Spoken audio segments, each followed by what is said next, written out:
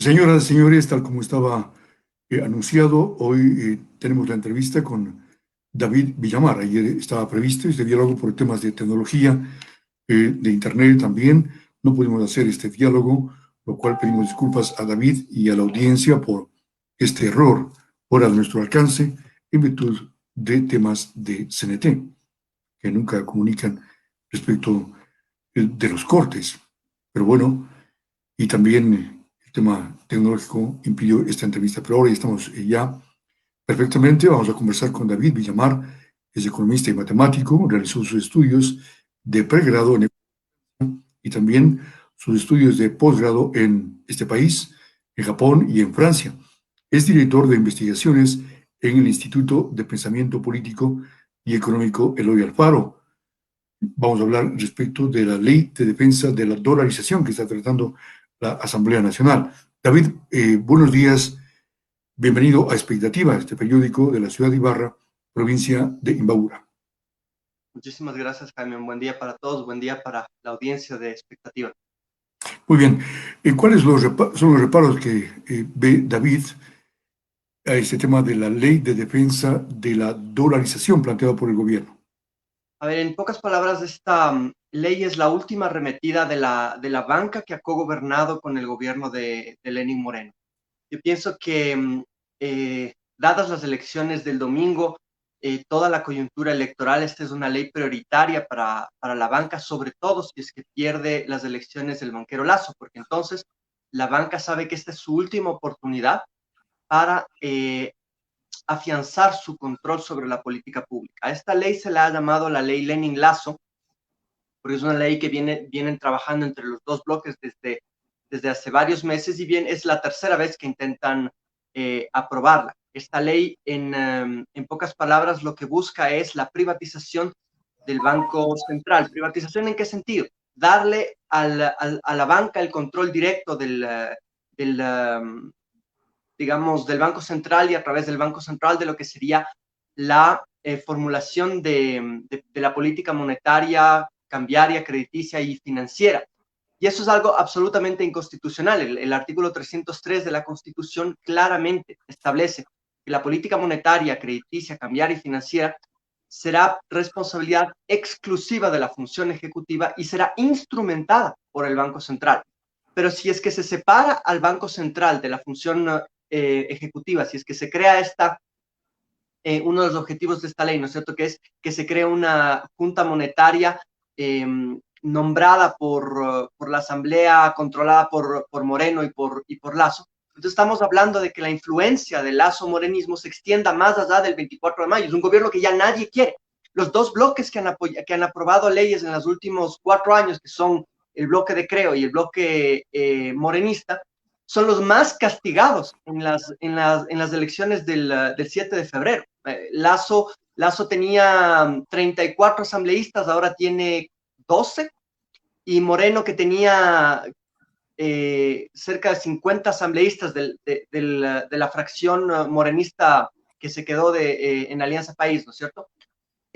Pasó a tener 0 asambleístas. Entonces son los dos bloques más castigados por la gente en las urnas, y ellos quieren elegir a la junta que va a controlar el Banco Central por los próximos años. Es ridículo.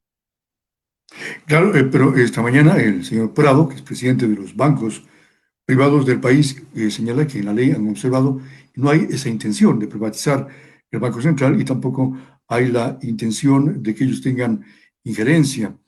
Más bien decía que el asunto es proteger a la dolarización, que lleguen dólares del país y que el Banco Central se convierta en el banco de los bancos, es decir, donde estén depositados los recursos de los GATS, del seguro, de las cooperativas, en fin, y lo que se busca más bien es permear al Banco Central para que no sea caja chica de los gobiernos de turno, ha dicho el señor Prado.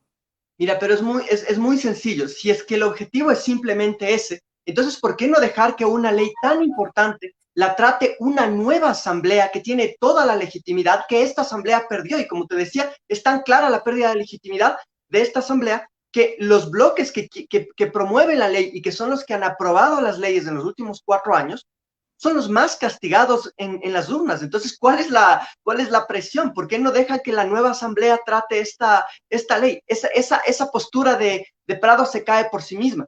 Porque claramente ellos han aprobado leyes en estos últimos 4 años y como te decía, esta es la última ley que podrían aprobar. Entonces, lo que no quieren es que la nueva asamblea en la que la banca pierde, ¿cómo se dice?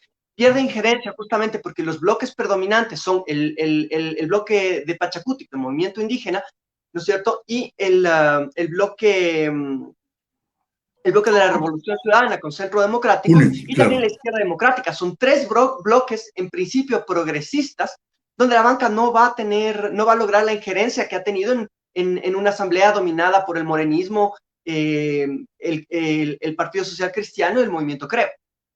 Ahora, ¿cuál es el rol que debe tener un banco central de un país en plena dolarización? Como vimos. Esa es la gran pregunta. Esa es la Mm. gran pregunta. Tú tienes 2 visiones de Banco Central. La visión, si quieres, más de primer mundo, de que un banco central simplemente debe mantener baja la inflación y no intervenir más en la economía. Y la otra es cuando tú tienes un país como el nuestro, en vías de desarrollo, con tantos problemas, por ejemplo, con una crisis económica muy, muy, muy honda como la que vivimos actualmente, la peor crisis económica de la historia. Estamos decreciendo casi al doble de lo que fue el decrecimiento durante la crisis financiera del 99. Así de grave es la crisis actual, ¿no es cierto? Donde tienes 600,000 personas que solo en el 2020 perdieron sus trabajos, ¿no es cierto? Entonces, ante una crisis tan honda, un banco central de un país en crisis, un país en vías de desarrollo, debería eh, arrimar el hombro para generar empleo y generar crecimiento económico. Eso solamente se puede lograr con una adecuada coordinación entre las acciones de el sector, digamos, de la banca pública, con el Ejecutivo, digamos, el Ministerio de Finanzas, el Banco Central y el resto de la economía. Esa es una coordinación que se tenía ya en la crisis anterior, en la crisis El de la caída 99. de los precios del petróleo del 2014 al 2016, se recordará, en diciembre del 2014, Ujú. caen los precios del petróleo y se mantienen por debajo de los $40 durante los siguientes 3 años. Eh, y eso genera una importante crisis en el sector fiscal. Luego, recordarán que en esos mismos años hubo un fenómeno del Niño de intensidad moderada, hubo el terrible terremoto en Manabí y Esmeraldas, además 2016. de la crisis internacional que generó las mega devaluaciones de nuestros socios comerciales regionales, que serían Colombia y Perú. Entonces, a todos esos golpes se les denominó la tormenta perfecta, por la crudeza con la que golpearon a la economía ecuatoriana.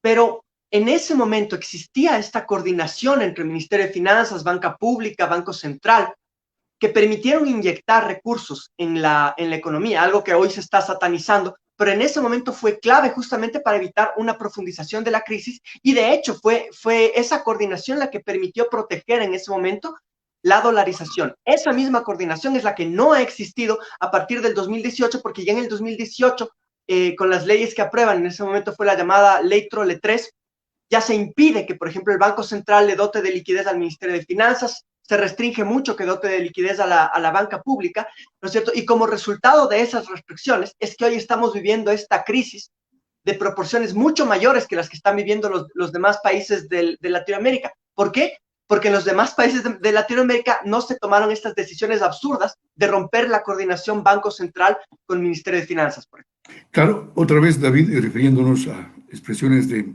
el señor Prado, que es presidente de los bancos privados, él señalaba que cuando no tiene liquidez, el gobierno pide al Banco Central que le preste o le facilite o le transfiera dinero para cubrir el déficit, precisamente la falta de liquidez. Y el gobierno le devolvió, él decía precisamente en el gobierno de Rafael Correa, le devolvió en papeles que él decía que no sirven para nada. Por lo tanto, lo que busca esta ley, según Prado, es precisamente fortalecer y darle liquidez al Banco Central para que no ocurra lo que señala David, que en un momento de crisis se requiera de una tarea coordinada entre el banco y el gobierno. A ver, el, creo que el problema de fondo, como debe entenderse, es cuál es la prioridad que tiene el señor Prado. El señor Prado tiene la prioridad de defender a su gremio, que es la banca, ¿cierto? Él es el presidente de la Correcto. ASOBanca. Así es. El problema con la banca es que, digamos, si nosotros tuviéramos un sistema bancario eficiente, plenamente coordinado y compenetrado con la economía real, nosotros veríamos que cuando le va bien a la economía, le va bien a la banca. Y cuando le va mal a la economía, le va mal a la banca. Eso es algo normal, ¿entiendes? Porque el Bien. rol de una banca desarrollada es la intermediación financiera, es decir, trasladar lo que serían los recursos del ahorro y convertirlos en inversión productiva sobre todo.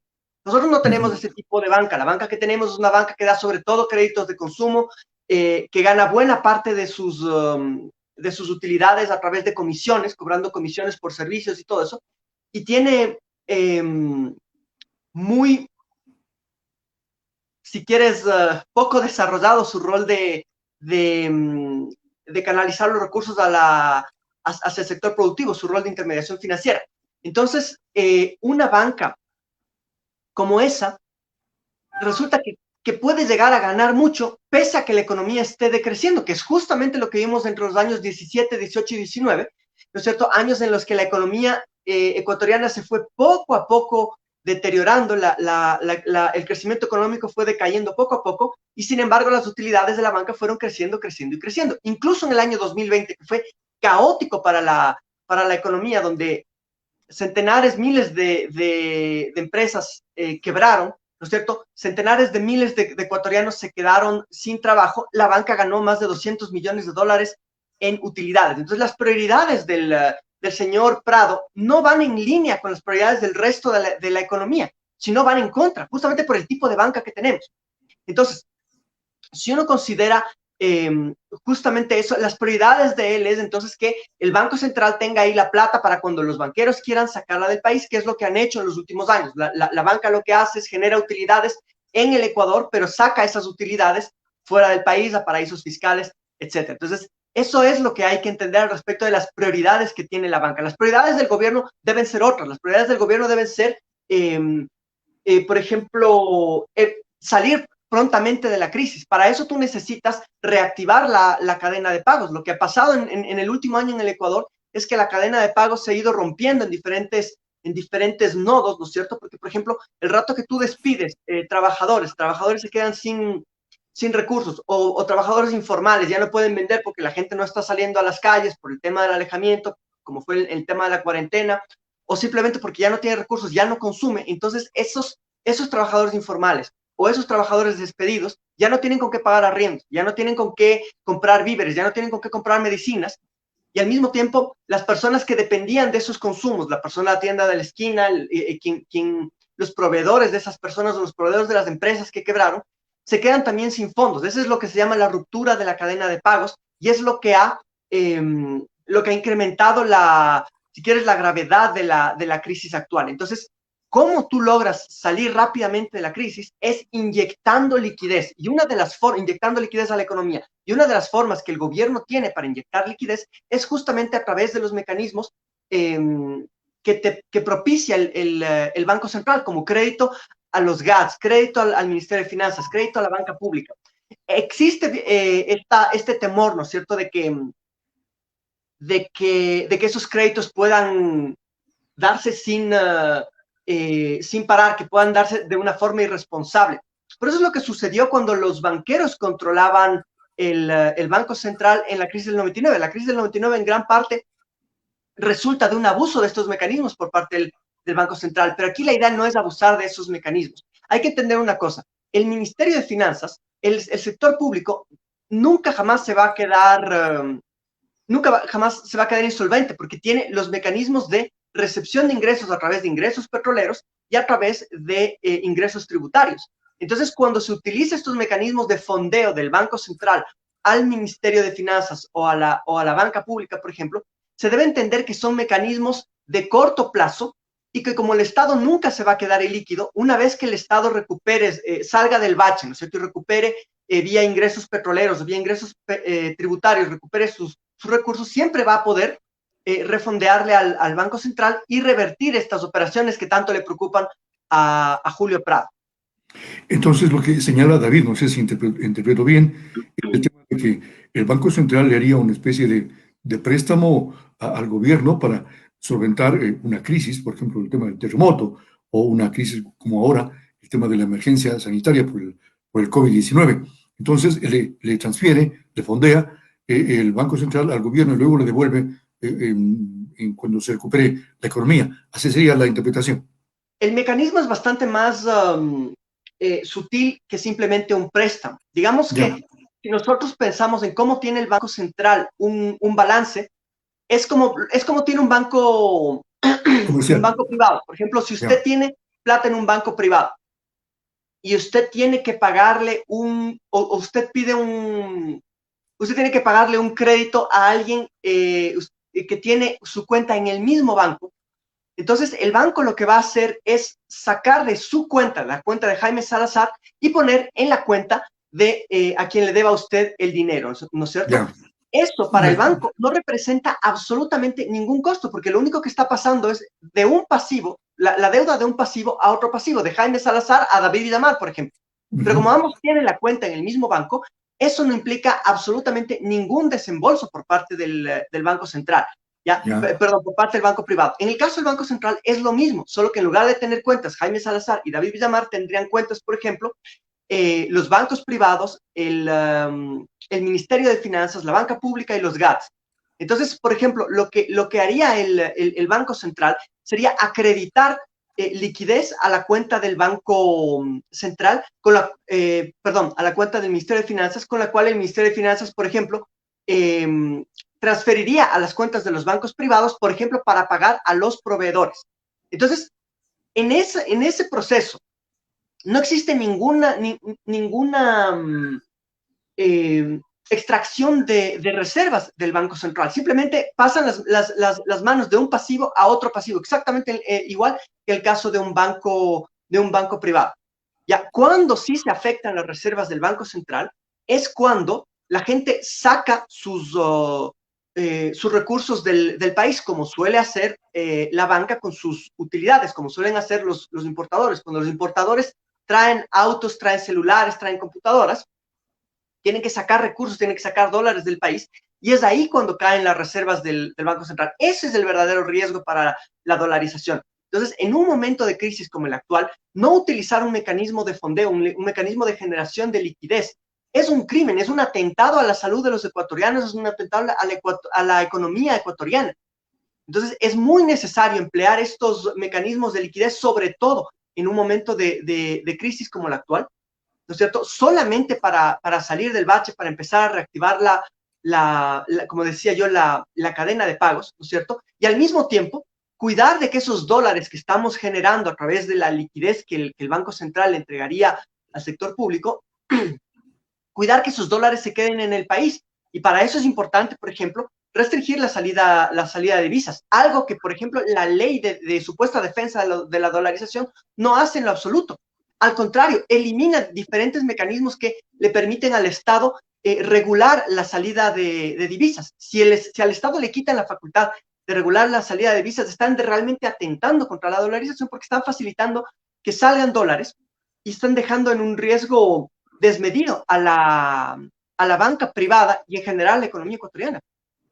es decir, un ejemplo muy claro, porque siempre hay que precisar con ejemplos, David, porque, claro, los economistas hablan, perdón, en términos económicos, ¿no? Pero para que población y comprendamos todos, un ejemplo sería lo que, un poco para sostener la economía, lo que ocurrió con el periodo bancario, donde un poco antes estaban sacando los recursos, los cuentaahorristas, los depositantes, y precisamente esta corrida, esta fuga de capitales de los bancos hizo que algunos bancos quiebren, por lo tanto se requiere que haya liquidez. ¿Cuál sería el ejemplo entonces para sostener que no se va a afectar a las reservas del Banco Central con una transacción o una acción económica como la que ha señalado David Villamar? Es justamente el ejemplo que usted plantea es fundamental. Aquí, Ya, desgraciadamente, en esta campaña electoral se ha mal utilizado el ejemplo del Banco Central, ¿no es cierto? Acusando de, perdón, el ejemplo del feriado bancario, ¿no es cierto? Claro, Acusando, o sea, un poco usándolo como a manera de campaña sucia, ¿no es cierto? Es decir, no, los banqueros tuvieron la culpa del feriado bancario, Lazo es banquero, entonces Lazo tiene la culpa del feriado bancario, etcétera.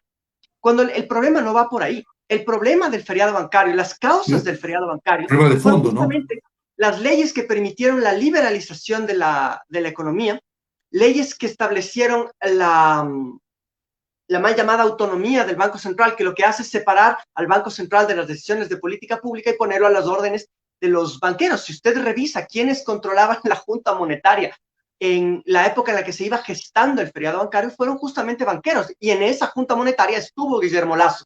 Me El imagino que problema eran no es una sanción. gente de la democracia popular vinculada a Yamil Maguad y toda esa gente. Exacto, este fue un gobierno controlado por banqueros. Entonces el problema no es tanto es que los banqueros sean malos o buenos, no va por ahí. El problema es que los banqueros tienen un conflicto de intereses en el manejo de la política pública, porque justamente al decidir sobre la política pública, ellos tienen que decidir sobre si se usan o no instrumentos como los créditos del Banco Central o la liquidez que puede dotar del Banco Central, que lo que hace es ayudar a la economía a salir de un bache, pero al mismo tiempo le quita negocio a la banca, porque si es que la banca pública da crédito, ese es un crédito que está dejando de dar la banca privada. Si es que el gobierno crea un mecanismo de dinero electrónico para que la gente pague con los celulares y no con las tarjetas de débito, esa es una plata que ya no entra a las comisiones de la banca. ¿Por qué? Porque el dinero electrónico público, por ejemplo, es mucho más barato que el uso de tarjetas de crédito, ¿ya? Y es mucho más fácil, es mucho más seguro.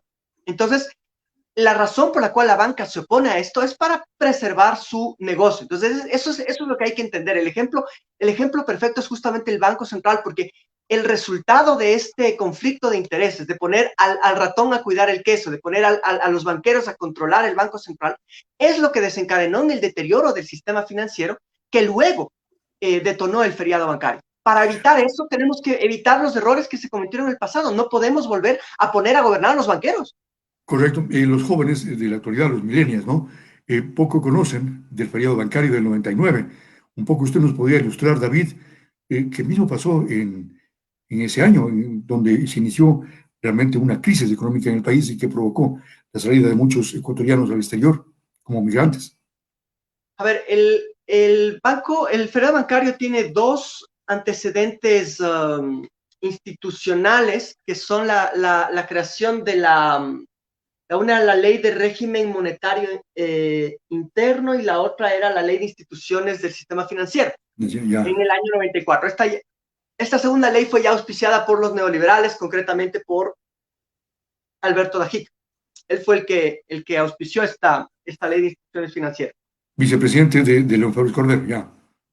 Exacto.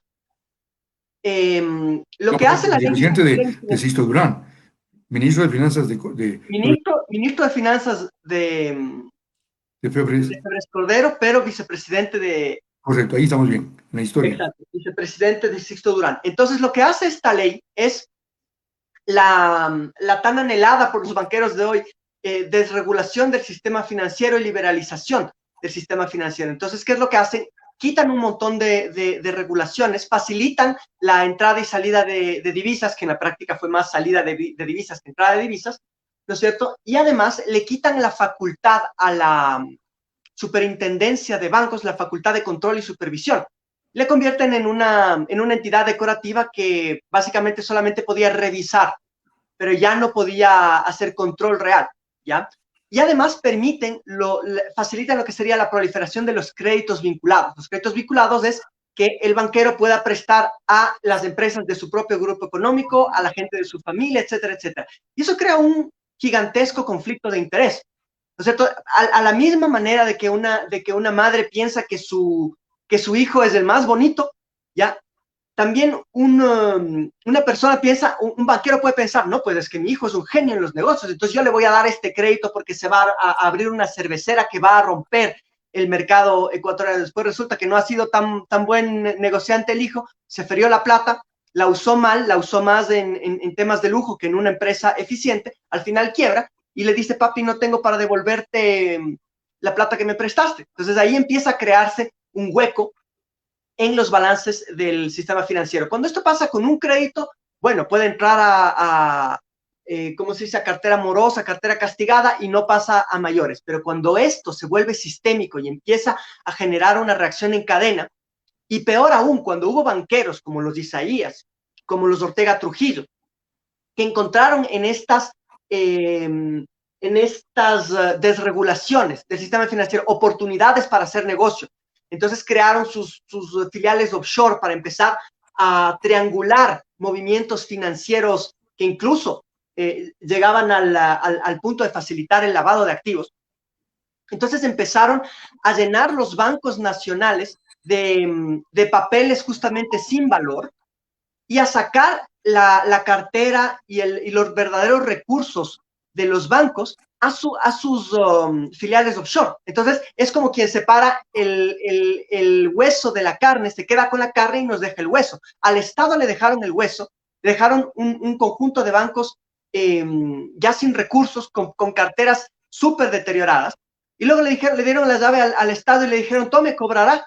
¿Ya? Esos banqueros huyeron del país, los Isaías, o los Ortega Trujillo, el mismo Nicolás Landes, son banqueros que salieron del país. Peñafiel también. ¿Cómo? Alejandro Peñafiel también. Claro, o sea, bueno, recordemos que más del 60% del sistema bancario de la época quebró. Entonces le entregan al Estado un conjunto de bancos que tenían deudas incobrables, pero sí le entregan la responsabilidad con los depositantes, ¿ya? Miles de millones de dólares. Entonces, eso determinó que el Estado finalmente sea el que termine pagando a los depositantes. ¿Y cómo utilizaron el Banco Central? Recordemos cómo utilizaron los banqueros al Banco Central, fue echando a andar la maquinita de hacer dinero. Entonces imprimían sucre, emisión inorgánica de billetes, la moneda, ¿no? Claro. Yeah. Devaluaron la moneda. Recordemos, cuando todo esto empieza, el sucre, la relación sucre-dólar estaba alrededor de 5,000 sucres por dólar antes del feriado. Estamos hablando del año 97, 98. Ya en el feriado, cuando la banca para pagar a los depositantes presiona al Banco Central para imprimir dinero, el tipo de cambio crece exponencialmente y llega hasta los 25,000 sucres por dólar. Entonces, una familia que tenía, por ejemplo, $5,000 de ahorro, ¿no es cierto?, en una relación de 5,000 sucres por dólar, tenía 25 millones de sucres. Luego de la devaluación, esos $5,000 se convirtieron en apenas $1,000. Entonces, ese fue uno de los primeros, de los más grandes robos que se le ha hecho a la población ecuatoriana, las grandes mayorías, porque se licuó su capacidad de ahorro. Hay mucha gente que ahorró durante décadas, ¿no es cierto? Los ancianos que tenían sus ahorros de décadas y décadas, vieron que de lo que tenían ahorrado les quedó una quinta parte por el proceso de tenían en sucres, ¿no? Al convertirse en dólares, 25,000 sucres, $1 quedó en $10, en $20, qué sé yo. Algunos se beneficiaron, otros... Exactamente. Entonces, ese fue el detonante de la crisis. Luego vinieron una multiplicidad de variaciones, como por ejemplo lo que fue ya en sí mismo el feriado bancario, que fue cuando la banca le dijo al gobierno, vean, no tenemos para cubrir a los depositantes de esta semana, así que no vamos a abrir. Y el gobierno se lanza el decretazo, ¿no es cierto?, del 8 de marzo del 99, a decir, se decreta feriado bancario, supuestamente por 24 horas, finalmente fue un feriado bancario de 5 días. Entonces, en esos 5 días nadie pudo sacar plata, y luego vino el famoso congelamiento. Es decir, ya no hay feriado bancario, pero los que tengan más de 2 millones de sucres, que era la mayoría de la población, ¿no es cierto?, ya no pueden sacar su plata del banco. Entonces, literalmente congelaron los depósitos de la gente. ¿Y es por qué? Porque no tenían ya los recursos para pagar, se habían feriado los recursos. Entonces, como todo le cargaron al Estado, ¿qué es lo que hizo el Estado? Creó los famosos certificados de depósito, ¿no es cierto?, reprogramables, los CDRs, ya, que eran unos papelitos que en la práctica son como eran un sustituto de los billetes. Entonces la banca decía, vea, yo no tengo ahorita para darle billetes, pero le puedo dar este papelito que es un certificado de depósito que digamos, que es un registro de que usted tiene en este banco 20 millones de sucres. Oye, una ¿Ya? especie de ¿Y quién le recibo, doy el ¿no? papelito? Una especie ¿Cómo? de recibo, una especie de recibo de lo que... Exacto. Primero, ya. Exacto. Ahora, este tipo de documentos en la práctica tiene un nombre, estos papeles son mecanismos, se me fue el nombre Termino. técnico, se fue el término técnico, pero básicamente son, mecanismos alternativos de pago, ¿no es cierto? Porque como son Ya. negociables en la bolsa de valores, entonces usted podía ir con ese papelito y negociar en la bolsa o encontrar un comprador que le pague por ese papelito. Pero justamente por las condiciones restrictivas de la economía, por el tema de la incautación de depósitos y todo eso, nadie le daba el valor nominal del papelito. El papelito decía 20 millones, pero nadie le daba 20 millones. Te daba Entonces menos. había quien le iba a dar, a ver, yo le compro el papelito, pero le doy solamente 8 millones, que sería el 40%, ese es el valor al que se llegaron a vender todos estos papeles. Entonces la gente que estaba desesperada por tener plata para comprar, para pagar servicios, para pagar arriendos, para comprar comida, ¿no es cierto? Empezó a vender sus certificados de depósito, ¿no es cierto?, al precio que les daba el mercado. Entonces, ahí la gran pregunta es, ¿quién compraba los certificados de depósito? La banca. La banca. Entonces, la banca compró a 40% del valor los certificados de depósito y se quedó con pagó, por ejemplo, pagó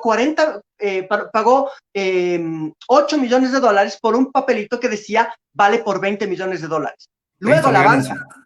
correcto, luego la banca que controlaba la política pública, ya que controlaba, por ejemplo, el gobierno de Maguad, que siguió controlando el gobierno de Noboa, obliga al Estado a recomprar los CDRs al 100% de su valor nominal. Entonces, el banco que pagó 8 millones por un CDR de 20 millones, recibe del Estado 20 millones.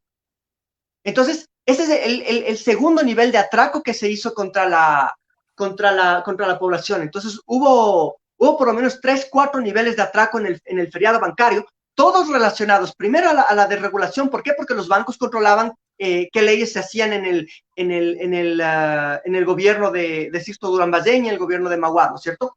Luego porque los bancos controlaban el Banco Central, ya manipularon las cosas para que se imprima dinero, para que ellos tengan cómo pagar deudas devaluadas, ¿no es cierto?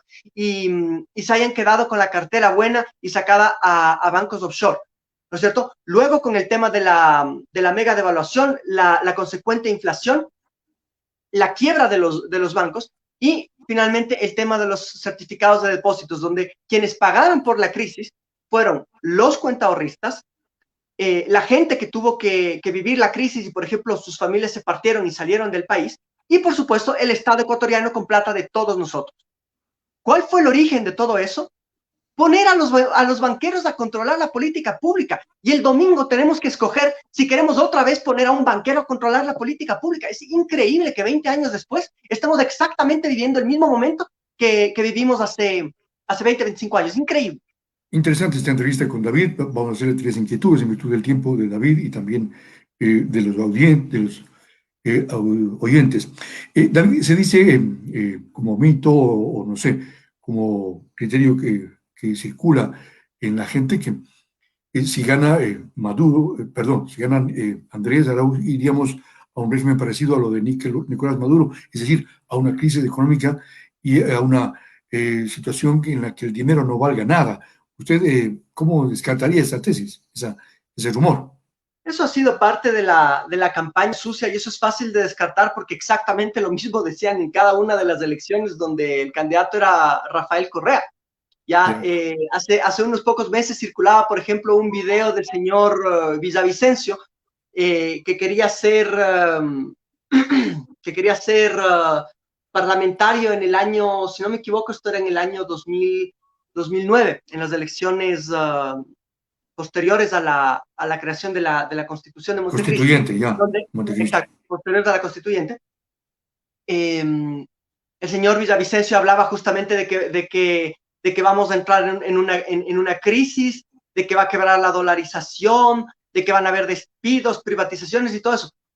Si usted revisa cada una de las elecciones desde el 2006 en adelante, siempre la forma de hacer política de los partidos de derecha, de los partidos auspiciados por la banca y de los partidos que controlan o que tienen fuertes vínculos con la gran prensa, ha sido generar esta imagen del miedo de que se va a caer la dolarización, de que vamos a ser como Venezuela, de que vienen los comunistas y todo eso, ¿no es cierto? Pero en la práctica lo que podemos hacer es comparar. Ya hubo una crisis entre 2014 y 2016, donde hubo terremoto, donde hubo fenómeno del Niño, donde hubo devaluación de los países vecinos, donde hubo una fuerte caída del precio del petróleo y hasta subida de las tasas de interés internacionales. O sea, fue un conjunto de golpes que podían haber quebrado la dolarización. Y esa crisis pasó prácticamente desapercibida. ¿Por qué? Porque había un gobierno que no obedecía a los banqueros y que su objetivo primario era mantener la economía a flote. En estos últimos 4 años, en cambio, hemos visto un contubernio entre un gobierno traidor a la voluntad popular, como ha sido el de Lenín Moreno, que se dedicó a promover leyes que hacían parte del programa de gobierno de Guillermo Lasso, como la ley Trole 3, ¿no es cierto? Como la eliminación del dinero electrónico, que fue una presión de la banca desde el inicio de su gobierno. Después la famosa ley humanitaria, las diferentes regulaciones que fueron permitiendo ¿cómo se dice? Que fueron permitiendo la flexibilización laboral y también poco a poco la toma de control de la banca, digamos, la toma de control de la política pública por parte de la banca. Entonces, en estos 4 años de cogobierno entre la banca y Moreno, lo que vemos es una crisis sin proporciones. Y mucha gente dice, no, pero es que esa es la crisis del COVID y todos los países están viviendo esta crisis. Sí, pero ningún país la está viviendo como le estamos viviendo los ecuatorianos. ¿Por qué? Porque se han tomado decisiones de política económica absolutamente equivocadas, como por ejemplo restringir el gasto en salud y priorizar pagos de deuda externa, prepagos de deuda externa, que fue lo que hizo Richard Martínez, ¿no es cierto? En lugar de invertir en la prevención de la proliferación de la pandemia, en lugar de evitar la catástrofe de Guayaquil exactamente hace un año, cuando en Guayaquil ya había muertos en las calles. ¿Qué es lo que hacía Richard Martínez? En lugar de dar $2.000 millones para invertir en salud y en prevención de la pandemia, daba $2.000 millones para salvar su cuello por sus malas inversiones financieras, ¿no es cierto? Y con el aplauso de todos los organismos financieros internacionales. Con esto termino. Recordemos que a final del año 2020, ya en la prensa internacional se le aclamaba a Richard Martínez como el ministro de Finanzas del año por su supuesta buena negociación de la deuda externa. La contracara de eso era que el Ecuador tenía una de las tasas de mortalidad por COVID más altas del planeta. Estamos llegando a los 50.000 muertos por COVID. Entonces, cuando los organismos financieros felicitan a un ministro de Finanzas, ya cuando la banca felicita a un ministro de Finanzas, la otra cara de la moneda es o bien la migración de la población como fue en el 99, o bien la muerte de los compatriotas como ha sido en esta crisis.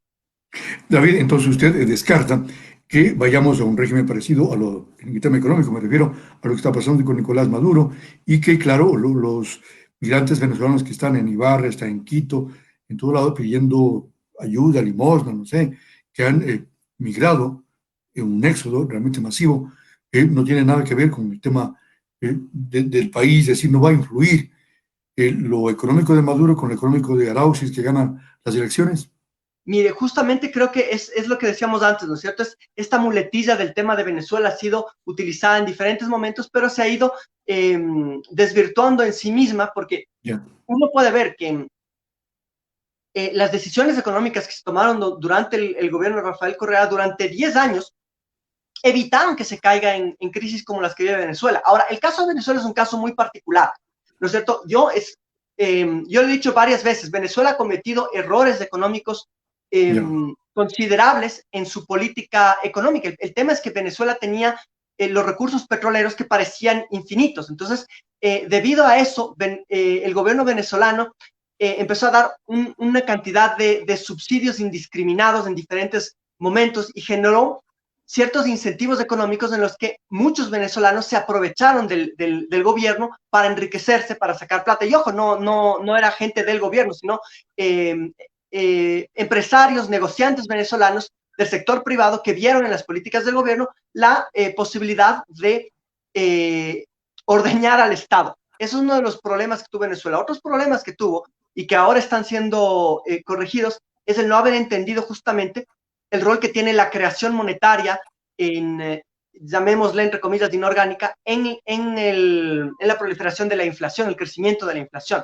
Son varios errores que se cometieron en la política económica venezolana. Esos no se cometieron durante la época de Rafael Correa. Durante la época de la Revolución Ciudadana, la política económica no generó inflación. Si usted ve, la inflación se mantuvo en niveles del 2-3%, que son relativamente adecuados para una economía dolarizada. Entonces yo descarto completamente que se pueda caer en situación de Venezuela, pero sí se podría caer en una crisis similar si continuamos con esta lógica de priorizar los intereses de la banca, ¿no es cierto? Y favorecer el conflicto de intereses en el control de la política pública, porque estamos recreando las condiciones que dieron paso al feriado bancario. Recordemos que hoy se dice no hay que ser como Venezuela, pero hace 20 años se decía no hay que ser como el Ecuador.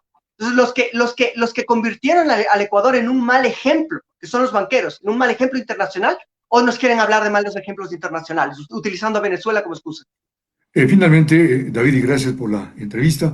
¿Qué está entonces en juego el domingo próximo ya? Para el país, para el futuro del Ecuador, y porque estamos en una crisis económica evidente que realmente afecta a América Latina.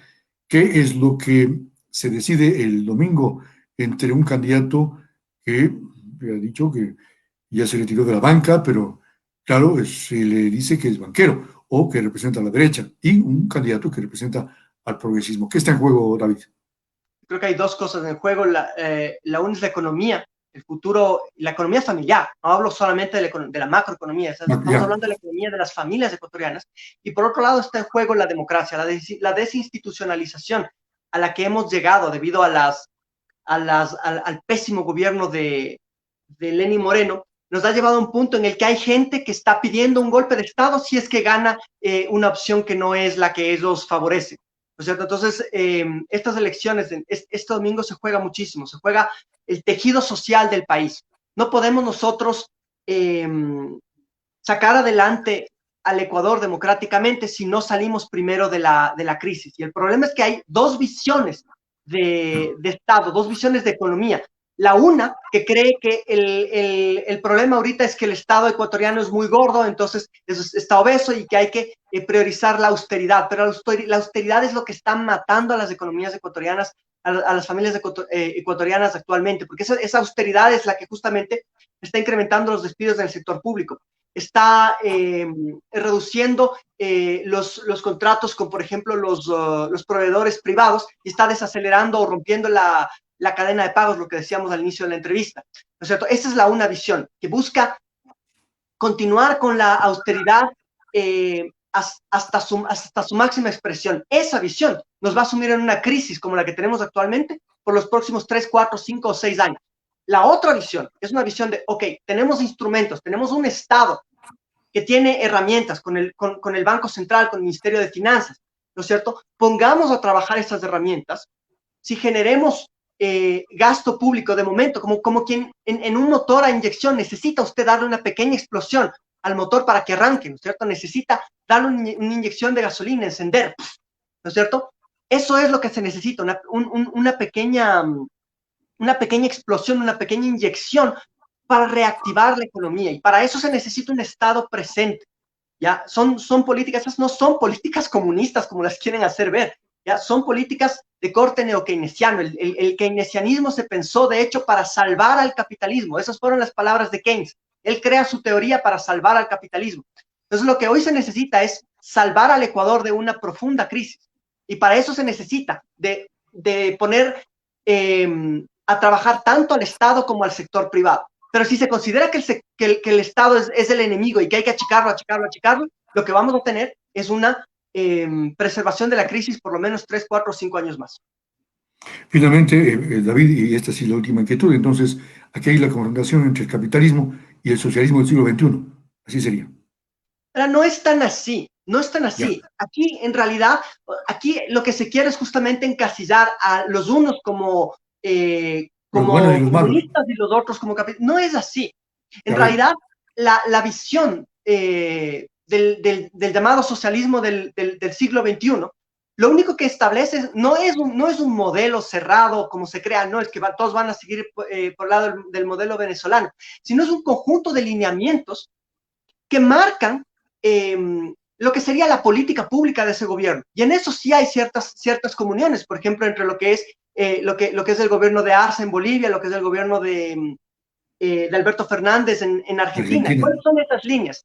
Priorizar al ser humano por sobre el capital, evitar los conflictos de intereses, buscar el bien común. Esos son principios que deberían regir a todo sistema democrático en el planeta.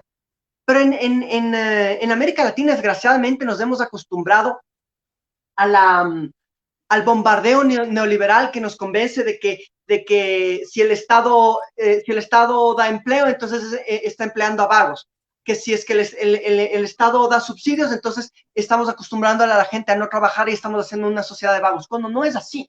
El Estado es una herramienta que logra fortalecer el tejido social, ¿no es cierto?, generando redistribución de la riqueza a donde se necesita. Por ejemplo, generando, subsidios a los que menos tienen, para ayudarles, por ejemplo, a dar educación a sus hijos, educación pública, salud pública.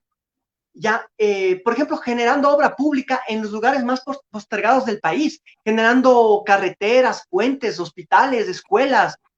Ya, esa es la lógica de un Estado presente, de un Estado, esa es la lógica del tan vilipendiado socialismo del siglo XXI. No es que el Estado controle la economía, no es la corrupción, no es que el Estado se adueñe de todo, es simplemente mantener ciertas líneas lógicas que garanticen una vida en común más saludable, más amigable en una sociedad.